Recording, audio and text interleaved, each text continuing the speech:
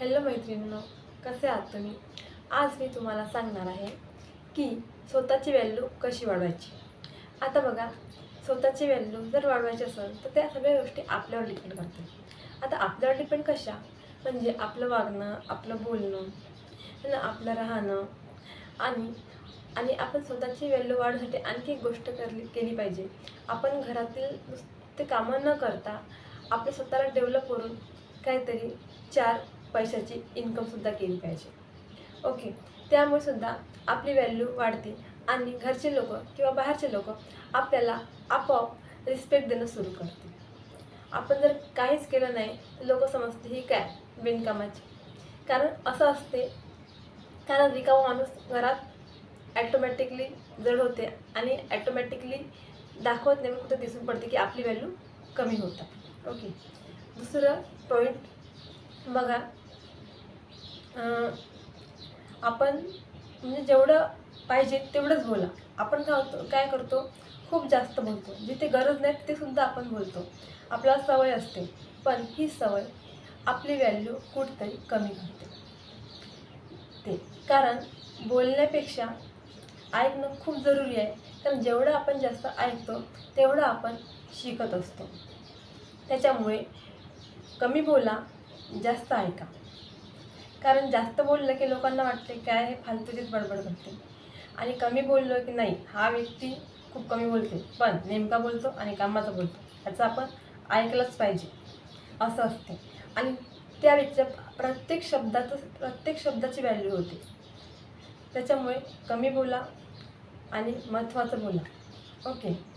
नंतर जो व्यक्ती आपला रिस्पेक्ट करत नाही, आपली व्हॅल्यू करत नाही, अशा व्यक्तीच्या मागं तुम्ही बिलकुल जाऊ नका.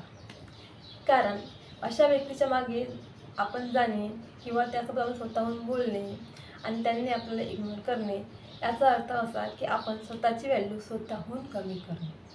ओके. असं करू नका.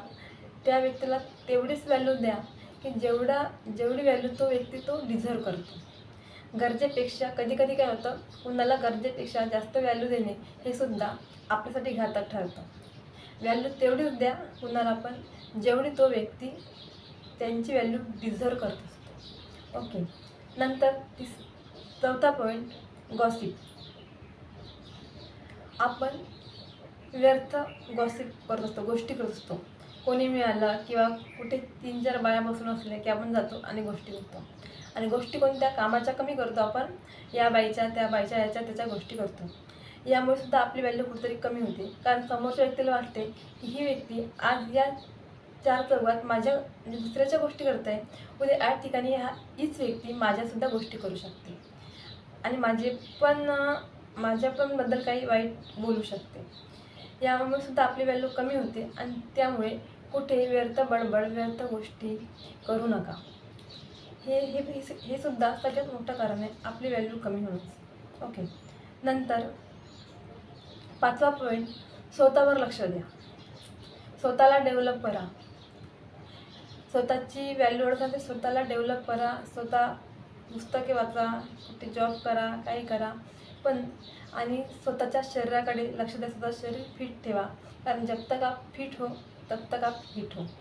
ठीक आहे. ज्या दिवशी तुम्ही स्वतः फिट राहणार नाही त्या दिवशी तुम्ही हिटसुद्धा राहणार नाही.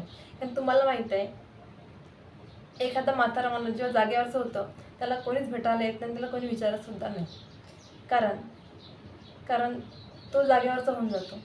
ठीक आहे. त्याच्यामुळे त्याची व्हॅल्यू राहत नाही. ठीक आहे. त्यामुळे तुम्ही स्वतःला फिट ठेवा, चालतं फिरतं ठेवा, है ना. फिट राहाल तरच हिट राहाल. आणि नंतर तो पॉईंट म्हणजे काही लोक असे पण असतात त्या जगात, म्हणजे मतलबी असतात की ते तुम्हाला गरजेनुसार व्हॅल्यू देतात. गरज असली तर व्हॅल्यू देतात, गरज नसली तर व्हॅल्यू देत नाही. ठीक आहे. असे पण असतात. अशा लोकांपासून सुद्धा थोडं सावधान राहा. नंतरचा पॉईंट, स्वतःला कमी समजू नका. आपला आत्मविश्वास कमी ठेवू नका. कोणासोबत बोलताना एकदम डेअरिंगनं बोला, खुलून बोला. कारण त्या व्यक्तीला वाटलं पाहिजे की हा व्यक्ती एकदम कॉन्फिडंट आहे. याच्या चेहऱ्यावर एकदम स्मित हास्य ठेवा बोलताना. असं कोणाला फील होऊ देऊ नका. आपण स्वतः अंदरून किती काही दुःखी असेल तरी समोरच्याला फील होऊ देऊ नका की आपण खूप दुःखी आहोत. कारण आपल्या दुःखीपणाचा, आपल्या बोलण्याचा काही खूप कमी लोकांच्या याच्यात इफेक्ट होतो. पण काही काही लोक उगीच आपली मजाक घेत असतात किंवा ते तेवढंच पाहत असतात. त्यांना चांगलं वाटत नाही आपण खुश राहिलेलं. त्यामुळे नेहमी खुशी दाखवा.